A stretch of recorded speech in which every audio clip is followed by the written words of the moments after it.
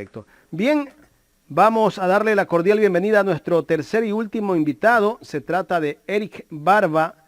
Él es presidente de la FEWE Nacional y con él vamos a hablar sobre la eliminación del examen Transformar o examen del CENESID. ¿Cómo está, Eric? Bienvenido a Ecuador en Directo. Él está de manera personalísima. Bienvenido, ¿cómo está? Buenos días. ¿Cómo están? Muy buenos días. Muchas gracias por la invitación a tan distinguido medio para hablar de un tema tan importante y relevante que se ha dado en estos últimos días con la firma del decreto presidencial por parte del presidente para reformar el reglamento general a la LOES y trasladar la competencia de la toma de examen de la CENESID a cada una de las universidades. Bueno, el presidente de la República en campaña dijo que iba a aumentar cupos, que iba a eliminar el CENESID, que iba a eliminar el examen de ingreso a las universidades. En realidad, él está cumpliendo en este momento una propuesta que hizo en campaña, pero no le está cumpliendo ni siquiera podríamos decir el 50%, el 10%, desde mi punto de vista, no sé el criterio del presidente de FEWE, porque él lo que hace es para mi criterio, es lavarse las manos, porque él dijo, voy a eliminar el examen de CENESID y le voy a pasar ese problema a las universidades y de esta manera les doy la autonomía que siempre están reclamando las universidades.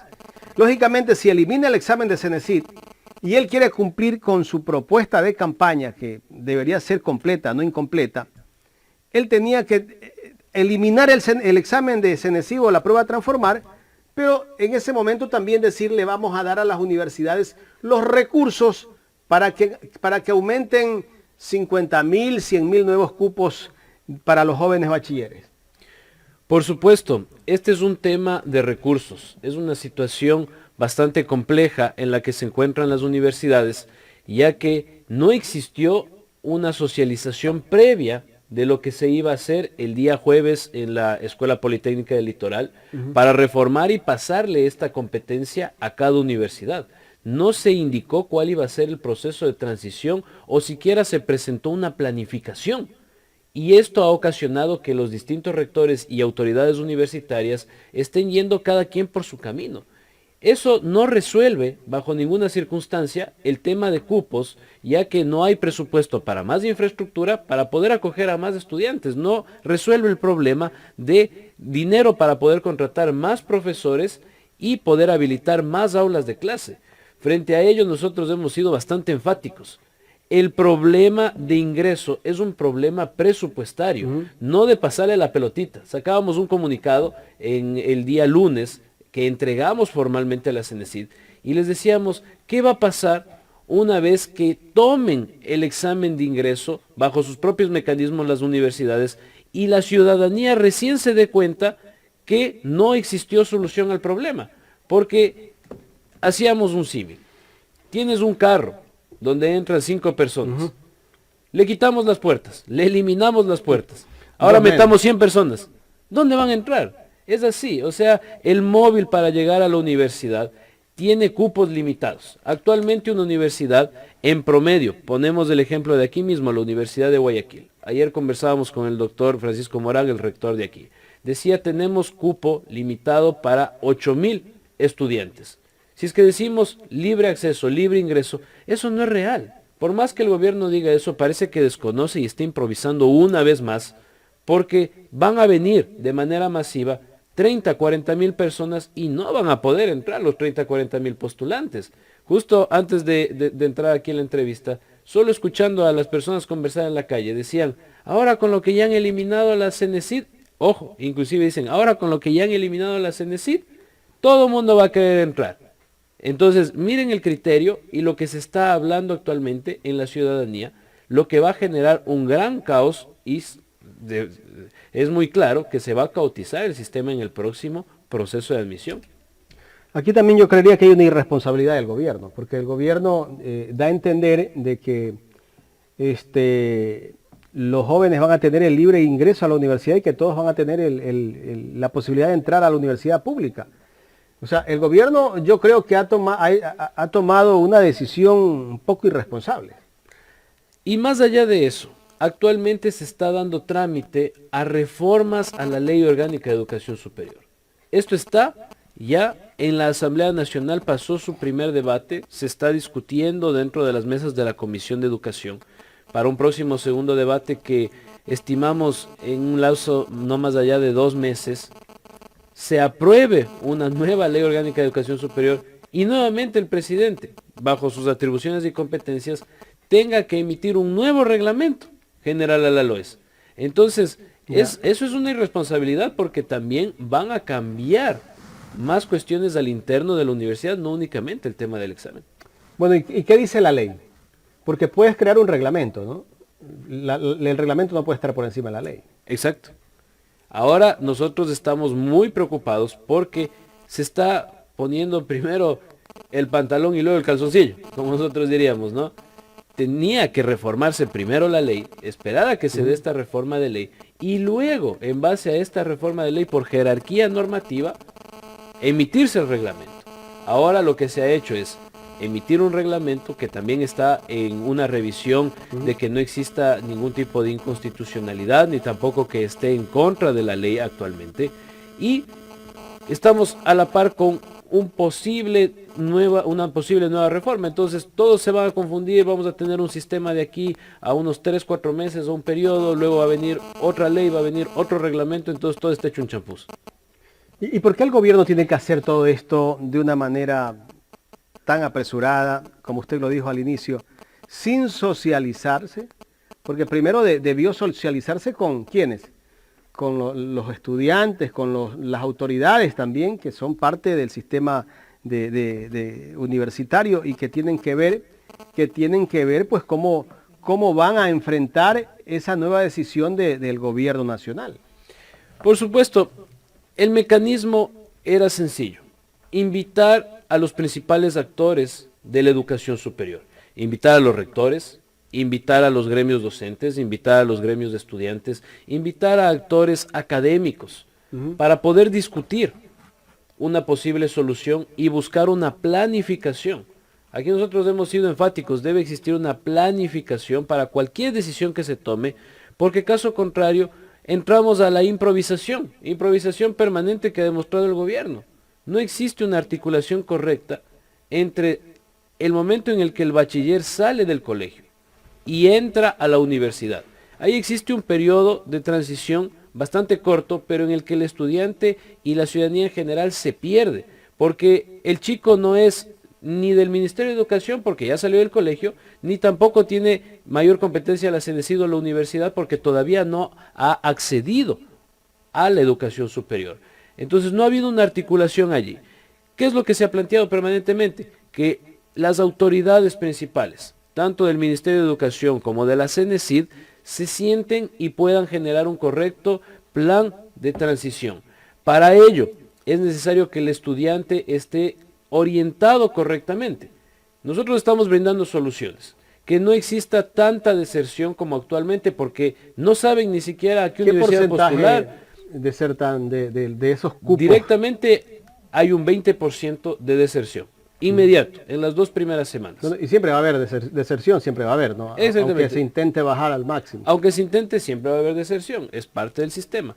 Pero esta brecha puede ser reducida si es que el Ministerio de Educación también tomara parte de responsabilidad y en la educación secundaria se los fuera guiando, se los fuera orientando, conocer qué carreras son, para qué es apto también el estudiante. Pero ahí también viene el trabajo de las universidades, que deben de socializar ante los colegios, ir a los colegios y promocionar también las carreras, pero para todo eso se necesita recursos. Para todo eso, correcto, se necesitan recursos y se necesita una política pública, en este caso por parte de CENESID, que es la cartera de Estado responsable, según la LOES, según la Ley Orgánica de Educación Superior, para que se pueda conocer de primera mano qué universidades existen en cada ciudad, qué universidades existen en las diferentes cantones de nuestro país, porque a veces en el imaginario tenemos las universidades grandes: Universidad Estatal de Guayaquil, Universidad Central del Ecuador, Universidad de Cuenca, pongo el ejemplo.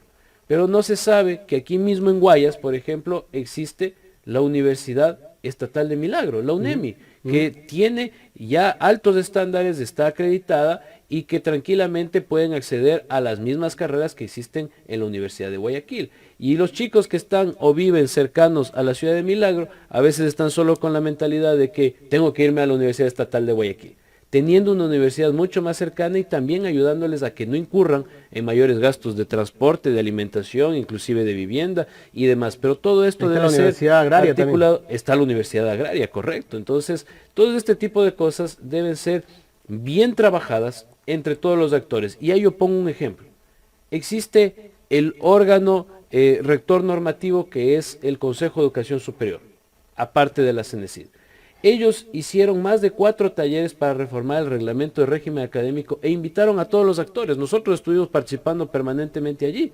Cuando se emitió esa nueva normativa madre, que es muy importante para el manejo académico de las universidades, nadie se quejó. Más bien aplaudieron y dijeron muy bien la actitud del Consejo de Educación Superior de haber acogido las recomendaciones y no haberse cerrado en que, claro, es mi competencia, entonces yo no tengo que consultar con nadie, yo apruebo y ustedes ahí lo aplican. No es así. El gobierno se ha equivocado una vez más porque simplemente dijo el día jueves, vengan señores universidades, acá está el nuevo reglamento, lo vamos a firmar y aplíquenlo. Mañana salen mal las cosas, no, ya no es mi competencia, no es mi culpa, yo soy CENESID, yo no tengo ahora ya el problema de tomar los exámenes y de acceso de cupos, allá vaya a reclamar a la universidad. Entonces eso es una lavada de manos, hay que ser muy claros. Ahora hay gente que dice que, bueno, ahora con la nueva virtualidad de la educación, pues se podría crear más cupos con nuevas carreras. Claro, para hacerlo necesitas también recursos, porque necesitas contratar planta docente, necesitas contratar personal administrativo, necesitas contratar tecnología, para todo eso se necesita, tal vez con menos recursos que la presencialidad, pero necesitas inversión. Y esa inversión pues viene de parte del Estado, pues el Estado es la que tiene que decir, vamos a inyectarle a la Universidad de Guayaquil, si el presupuesto es 150 millones, le vamos a dar 20 millones de dólares más para que ellos nos creen nuevos cupos en la ciudad de Guayaquil y todas las universidades estatales. Correcto. La propuesta es que tengamos un argumento y una base técnica para que se reforme la fórmula de asignación presupuestaria que se aplica para redistribuir justamente este fondo permanente que es el FOPEDEUPO y que las universidades perciban mayor presupuesto, al menos para el 2023 y para los años venideros, por eso hablábamos de una correcta planificación, y puedan aplicar nuevos mecanismos y metodologías en miras a que se oferten más cupos, a que se potencie alguna modalidad híbrida donde tengamos parte virtual y parte presencial en el caso de carreras prácticas y de esta manera pues, puedan las universidades acoger al doble, al triple de estudiantes, pero como tú acabas de mencionar muy acertadamente, se necesita de ese presupuesto inicial para contratar y buscar nuevos mecanismos de tecnologías y demás, ¿no? Entonces, eso es parte del proceso de transición y planificación que la CENESID, ahora urgente, debe ya sentarse y llamar a los diferentes rectores. Yo veía que luego de todo el caos que se generó en estos días y de toda la postura que han visto que nosotros estamos presentando, ya ayer la CENESID dijo, vamos a llamar a mesas de trabajo a los rectores. Pues yo creo que, bueno, es algo ya, es un primer avance, pero ese no debía haber sido el mecanismo. Lo que yo, al revés tenía que exacto, debía haber sido al revés, pero yo reitero, que esas mesas de trabajo no solo sean para, vengan, les escucho y yo tomaré la decisión. No, este es para, vamos a sentarnos a trabajar en conjunto y vamos a aplicar lo que las universidades y los estudiantes, la razón de ser de las universidades, nos están planteando y exigiendo, porque estamos hablando en base a algo argumentado. No es que nos estamos disparando a decir cualquier cosa, porque también comprendemos que un libre ingreso no va a existir. Tiene que haber un examen. Tiene que haber un examen o un mecanismo al menos de yo me recuerdo que antes de que se dé el examen del CENESID, había el Consejo de Educación Superior, las universidades tomaban un examen. Cuando yo estudié, la universidad nos tomaba un examen, que ese era el examen que te admitía para ser estudiante de la universidad. Toda la vida ha habido un examen. Así es. Un examen como de actitud, no sé si era de... Bueno, toda la vida han tomado un examen. Habría que ver qué es lo que van a hacer ahora, ¿no? De todas maneras, a las universidades en este momento no saben tal vez ni siquiera para dónde coger muchas autoridades porque deben estar preocupados. Algunos han protestado, El caso de la rectora de la Universidad de Cuenca, ella fue muy enfática y lo ha dicho y ha sido muy crítica de este gobierno y lo dijo la semana pasada, que quede claro que nosotros vamos a tomar el examen pero no vamos a aumentar los cupos porque no hay presupuesto para las universidades. Correcto. Y hay que escuchar al resto de rectores que se han pronunciado. Por ejemplo, veíamos el doctor Marcos Oviedo en la Universidad de Babahoyo y él decía, todos van a ingresar a la Universidad de Babahoyo. Y uno se pregunta y dice, ¿qué capacidad también de la le han dado universidad? recursos. No, bueno, eso todavía sabemos que no es que se han incrementado recursos, pero hay diferentes criterios. Unos dicen, vamos a permitir que todo postulante ingrese a un programa de nivelación. Otros dicen, no, para nosotros es imposible. Entonces, todo esto debió haberse revisado técnicamente en base a la realidad. Cada universidad tiene una realidad distinta, inclusive por la zona geográfica en la que se ubica. Obviamente no es lo mismo los postulantes y el número de gente que va a buscar acceder a la Universidad de Cuenca que los que van a acceder a la Universidad de Babahoyo. Entonces ahí tú ves criterios totalmente opuestos. Claro. Y en ese tipo de cosas, quien debe tomar la rienda es la CENESID como secretaría encargada. Nosotros hemos pedido de manera permanente que se trabaje de manera urgente porque van a saltar más inquietudes e inconvenientes. Algo que deben tomar en cuenta es de que existen actualmente procesos de movilidad donde el estudiante busca cambiarse de carrera, donde el estudiante busca cambiarse de universidad y por diferentes circunstancias, hoy estoy viviendo en Guayaquil, mis papás están viviendo aquí en Guayaquil por el trabajo, estoy estudiando, me pongo un ejemplo, arquitectura aquí en la Universidad Estatal de Guayaquil y luego tienen que irse a trabajar en Quito. Y yo digo, me voy a hacer un cambio de carrera, quiero ir a estudiar a la Universidad Central. Actualmente existe un mecanismo donde tiene que presentar una nota del examen de CENESID para poderse cambiar. ¿Qué va a pasar con todos esos trámites? Nadie está hablando de eso. Entonces, ¿se va a eliminar entonces los procesos de movilidad? ¿Ya no me va a poder cambiar de universidad? ¿Ya no me va a poder cambiar de carrera?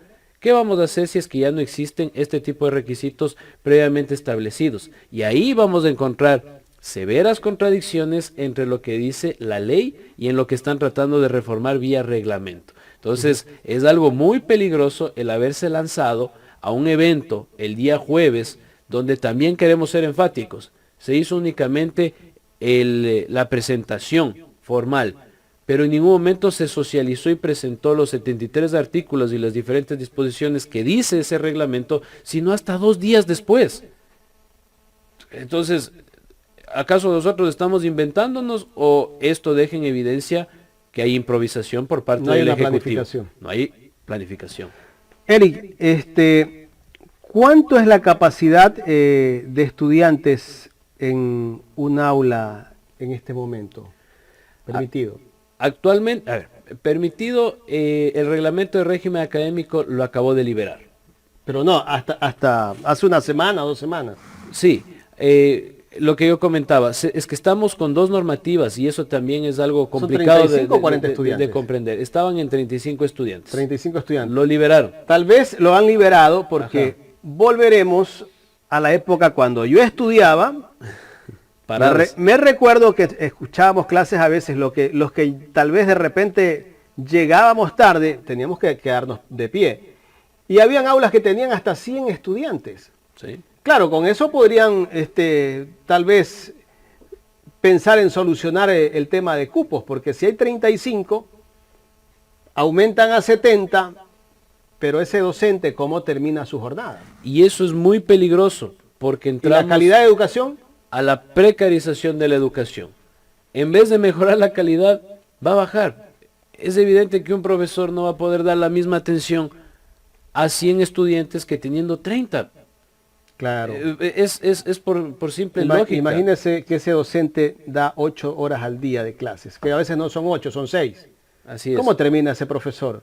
Claro, entonces, como digo, es una cuestión meramente lógica, pero este tipo de cosas conocemos los que hacemos universidad, los que estamos permanentemente en la universidad, bueno, en mi caso, visitando y viendo la realidad de las diferentes universidades, pero vemos que de parte del Ejecutivo eso no se está dando, desconocen totalmente y a ello, ¿qué les hemos dicho? Estamos aquí dispuestos a darles una mano, a apoyarles, pero trabajemos en conjunto y no tomen las decisiones inconsultas.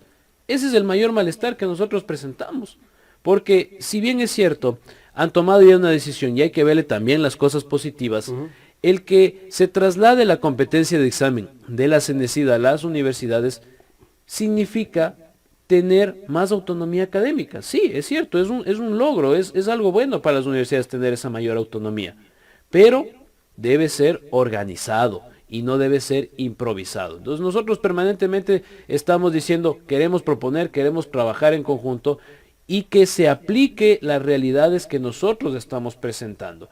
Esperamos que la CENESID, luego de estar hablando ante todos los medios, haciendo eco con los rectores, estamos nosotros en permanente comunicación. Y creo que estamos ya dando una línea. Yo, como les había dicho, es mantenernos unidos nosotros como comunidad universitaria y presentar un verdadero plan, porque al final de todo esto, los chicos que nos están escuchando del colegio dicen, bueno, y tanto bla, bla, bla, lere, no comprenden a veces la cuestión normativa y demás, pero ¿qué es lo que ellos quieren escuchar? ¿Me van o no me van a dejar entrar a la universidad? ¿Se va a facilitar o no se va a facilitar el trámite? Y los padres de familia, ¿qué es lo que están diciendo? Chuta, la universidad por fin va a dar chance a que entre mi hijo luego de 3, 4, 5 años, ¿o no? Esa es la respuesta que quieren. Y el presidente de la República creo que ganó con muchos votos de los jóvenes que pensaban ingresar a la universidad porque tal vez no tenían la oportunidad de ingresar. Yo creo que esa gente se va a decepcionar cuando vean la realidad o tengamos que ver en las noticias esas personas que solían hace 15 años atrás hacer colas de 2, 3 días. Tenían que dormir en las afueras de las facultades para poder tener un cupo para ingresar a la universidad. Tal vez vamos a tener que llegar a esas instancias. Ojalá no. Ojalá que el gobierno recapacite y trate de corregir la cosa que no anda bien. Presidente, usted creo que no está para cometer tantos errores. Tiene que escuchar a las personas que saben y conocen del sistema universitario. Si no conoce, rodéese de personas que conozcan la realidad de la universidad pública. Tal vez mucha gente lo ve con aplausos o aplaude la decisión que ha tomado, pero cuando ya ellos vean la realidad van a sentirse decepcionados. Eric, dentro de estos últimos años, ¿cuál es el gobierno tal vez que aportó mucho al desarrollo de la educación superior? Bueno, en el tema de desarrollo existen varias aristas, están varios puntos, no solo está el tema de acceso, está el tema de investigación, está el tema de becas.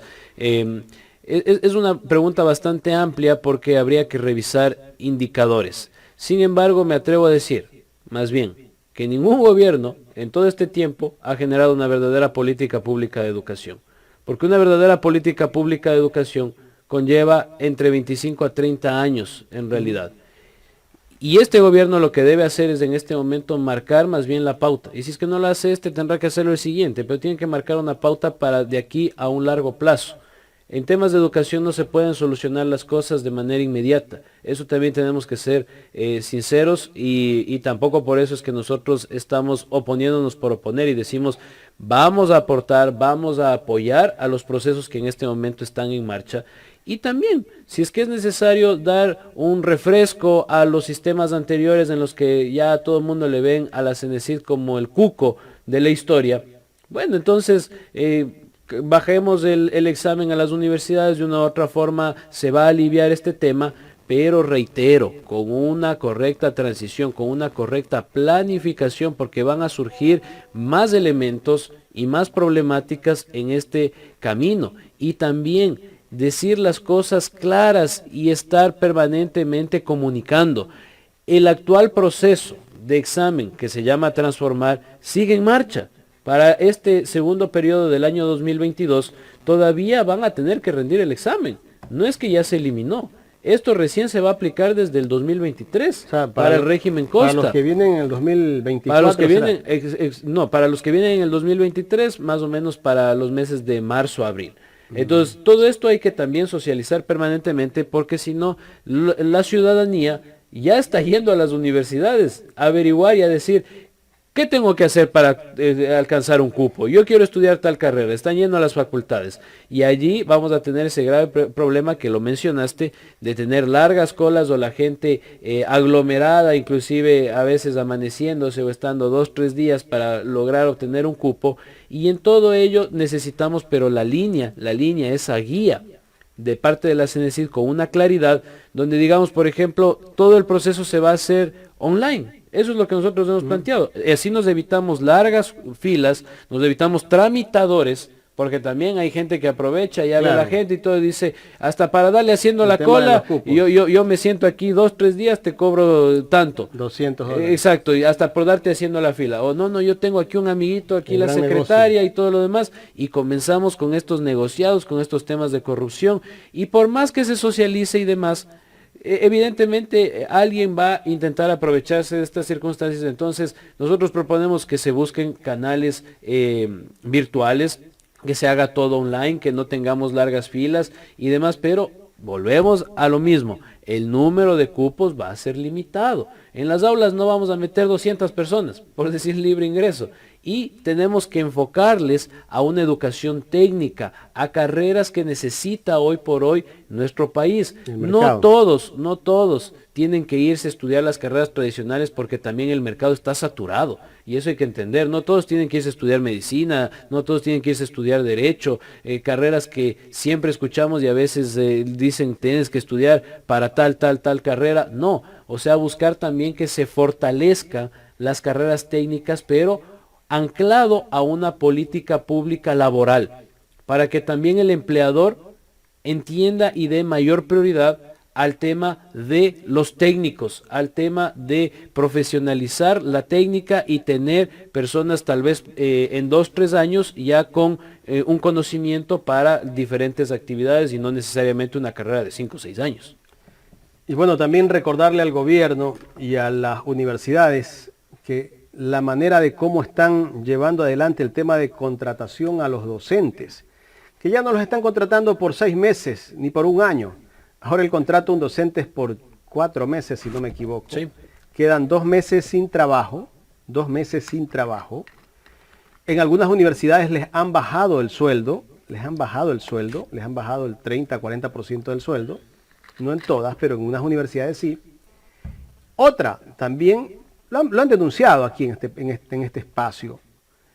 Otra, que también incluso ya están hablando de contratar a los docentes y pagarles por factura. ¿Esto qué quiere decir? Que el docente ya no tendrá derecho al seguro social.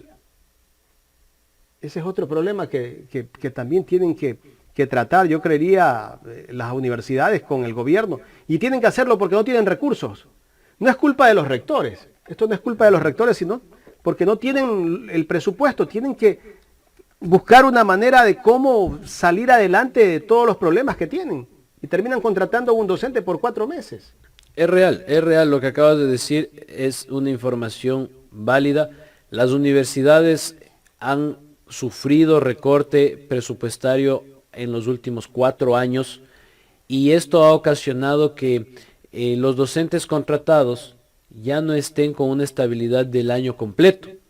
El docente únicamente está contratado para los 4 meses, para las 16 semanas efectivas que establece la norma de clases, y al docente afuera.